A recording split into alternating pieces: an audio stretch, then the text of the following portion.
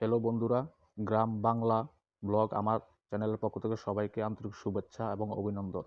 আজকে আমরা দেখাবো কিভাবে দম বিরিয়ানি, কেরালা দম বিরিয়ানি বলে, সেটা কিভাবে তৈরি করে আমরা পুরো রেসিপিটা আমরা দেখিয়ে দেবো এই ভিডিওর মাধ্যমে।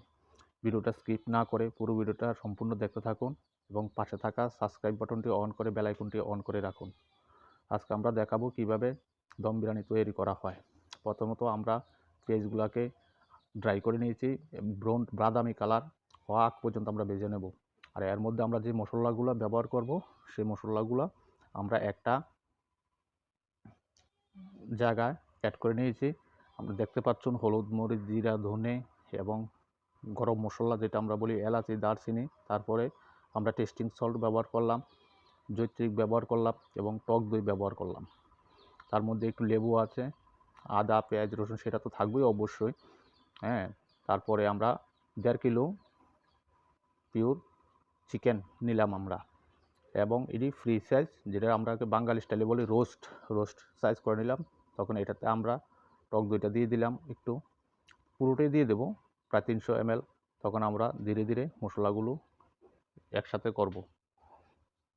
করার পর তখন আমরা এটা হাতে সাহায্যে মেখে নেব। আমরা 1.5 কেজি বাসমতি চাল ফ্রি সাইজ, যেটা বড় সাইজ, সেটা আমরা ব্যবহার করব আজকে। দেখতে থাকুন, আর ভিডিওটা যদি ভালো লাগে একটা লাইক, কমেন্ট এবং শেয়ার করে দেবেন। এই ভিডিওর মাধ্যমে পুরোটা দেখতে পারবেন কীভাবে কেরালার দম বিরিয়ানি সঠিকভাবে ঘরোয়া পদ্ধতিতে তৈরি করা যা। আমরা টক দইটা দিয়ে দিচ্ছি। আমরা একটা 300 ml একটা টক দই গ্লাস ছিল, সেটাকে আমরা পুরোটা দিয়ে দিলাম। দেওয়ার পর আমরা এটা হাতের সাহায্যে মেখে নেব এবং কি একটু লেবু রস দিয়ে দিলাম।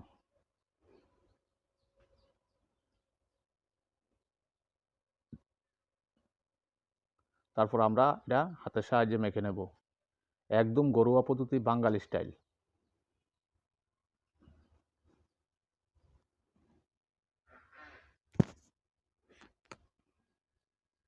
তখন আমরা এটাকে সঠিক মতন একদম মেখে তেলটা আমরা লাস্ট পর্যায়ে আমরা অ্যাড করব। এখন করব না, এখন প্রথমত মশলাটা দিয়ে ভালো করে হাত দিয়ে মেখে এভাবে রেখে দেব।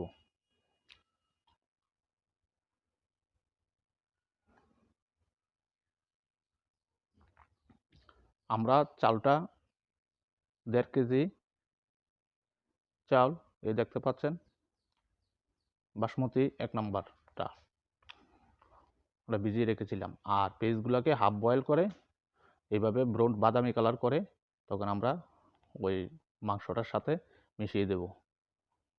তারপরে আমরা তেলটা অ্যাড করব।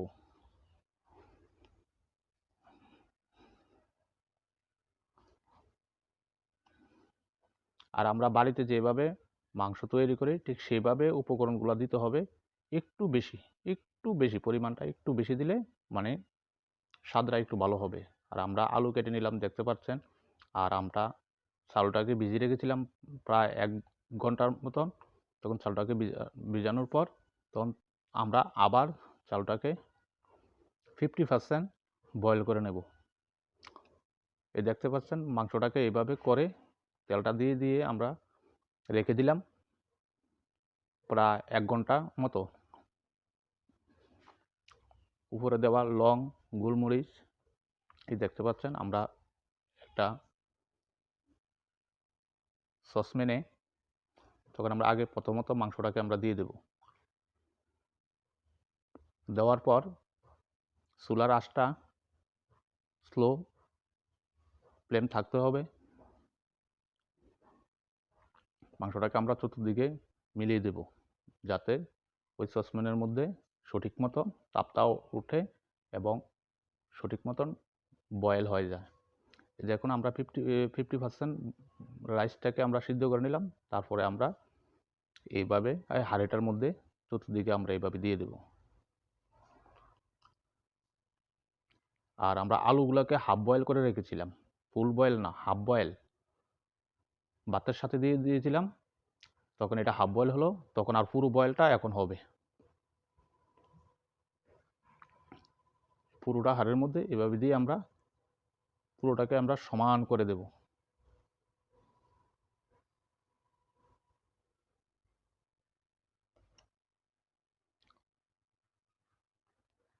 আর যারা নতুন হয়ে থাকেন এই চ্যানেলটাকে দয়া করে একটু সাবস্ক্রাইব করে দেবেন, যাতে নতুন নতুন ভিডিও এবং রেসিপি আপনাদের সাথে নিয়ে আসতে পারি। আর আমি হলুদ রং ব্যবহার করলাম, একটু হলুদ রং জলের সাথে মিক্সড করে এভাবে উপর দিয়ে ঢেলে দিলাম, যাতে আমার বিরিয়ানির কালারটা সুন্দর আসে। তারপর আবার আরেকটু লাল রং নিলাম, ফুড কালার, সেটা নিয়ে আবার এটাকে এইভাবে করে দিলাম। তখন আমি এটাকে দম দেব, উপর দিয়ে ঢাকনা দেব। ঢাকনা দিতে হবে এমনভাবে যাতে হাওয়া বাতাস কিনার দিয়ে বের না হয়ে যায়। আর আমরা কিছু পেঁয়াজকে ভাজি করে রেখেছিলাম, তো সেটা আমরা এখন উপর দিয়ে দিয়ে দিলাম।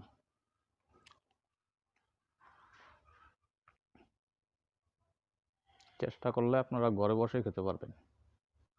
এই দেখুন, এবার আমি দিয়ে দিচ্ছি কেওড়া জল, যে বিরিয়ানির যে সেন্টগুলো আসে সঠিক নিয়ন্ত্রণ, তখন আমরা এইভাবে দিয়ে দিলাম।